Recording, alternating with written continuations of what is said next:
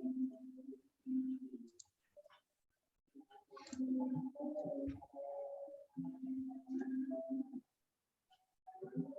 Assalamualaikum warahmatullahi wabarakatuh.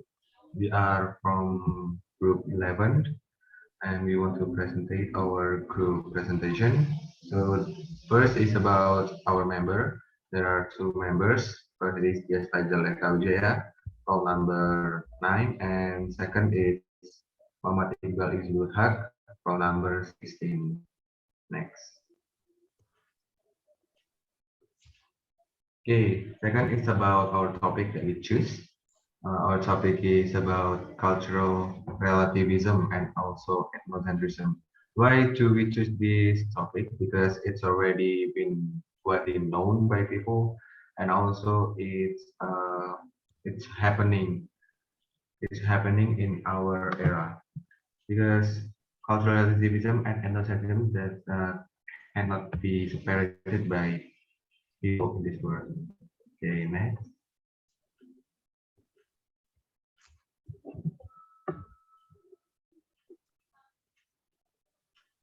Sebelumnya.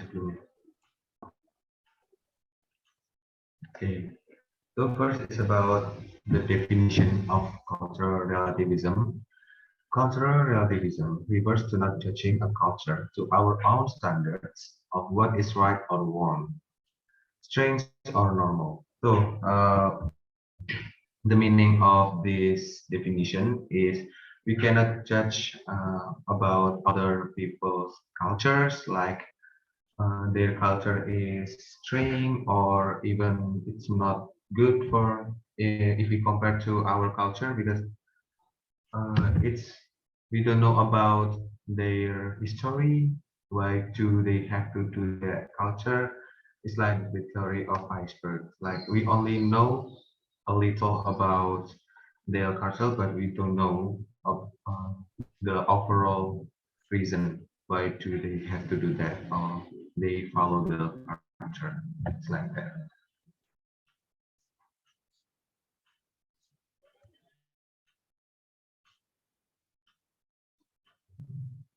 Please. So second is cultural relativism based on experts. I'm sorry because we only found two experts that explain about this cultural relativism. First is Professor James Russell and second is Franz Boas. So Professor James Russell said that cultural relativism is based on a faulty argument, which he called the cultural differences argument. He said like that because he knows cultural relativism is teach by people based on their environment like that. And in this argument, like culturalism is based on faulty argument. Faulty argument means that we cannot judge a culture or a people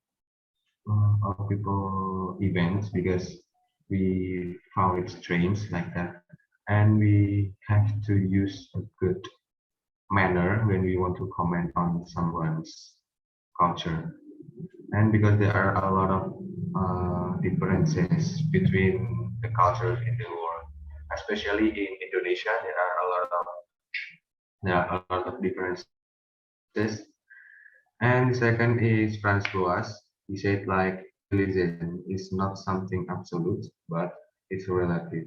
And our ideas and concepts are true only so far as our civilization goes. It means that civilization we cannot judge it, and because civilization is going forward, not backward, and that's why we cannot commenting something negative to it. And it's really, really relative. It means that there are some lines between a civilization and also a culture, and that's why it makes culture cannot be judged. Yeah, cannot be judged by people. And he said like about ideas and concepts are true only so far as our civilization goes.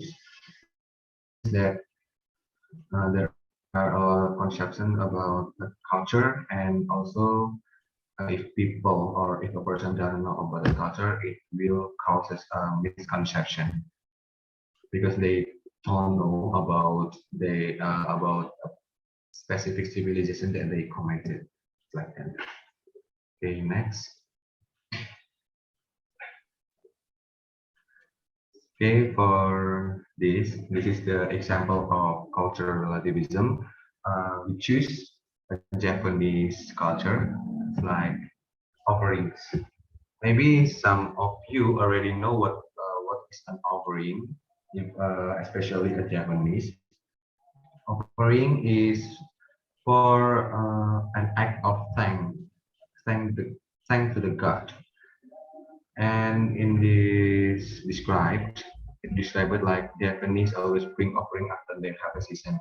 Mostly Japanese bring this offering after their harvest season to make an action or to make an act to thank their god or yeah to thank their god after the good harvest. Japanese always do this since the kingdom era, it's like Majapahit or even older than that. They always bring an offering. It consists of coffee and then rice. Sometimes it fried chicken or cigarette. And this offering is really common if you want to. I'm sorry, if you went to Java and you will find it after the harvest season. And for me itself, in my place or in my area or in my hometown, offering after harvest season is it's still continuing. Like like my grandfathers, they oh no no he always bring an offering after the harvest in his field. Like that. Okay, next. And ethnocentrism is what is ethnocentrism?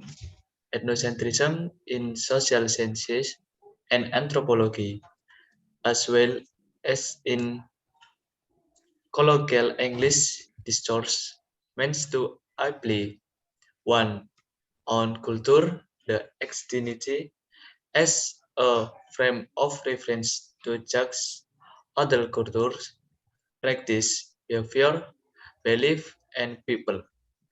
And instead of using the standard of the particular culture involved, since this judgment is often negative, some people also use the term to refer to the belief that one culture is superior to one more correct, that define its externity, cultural identity, such as language, behavior, custom, and religion.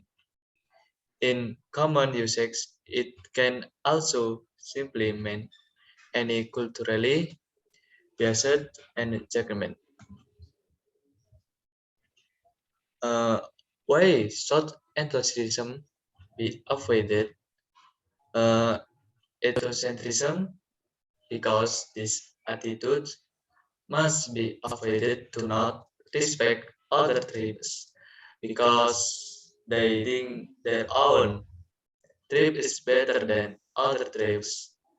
This is very dangerous for the unity of the Indonesian.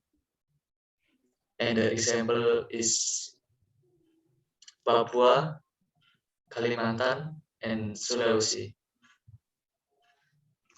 Uh, what the impact ethnocentrism?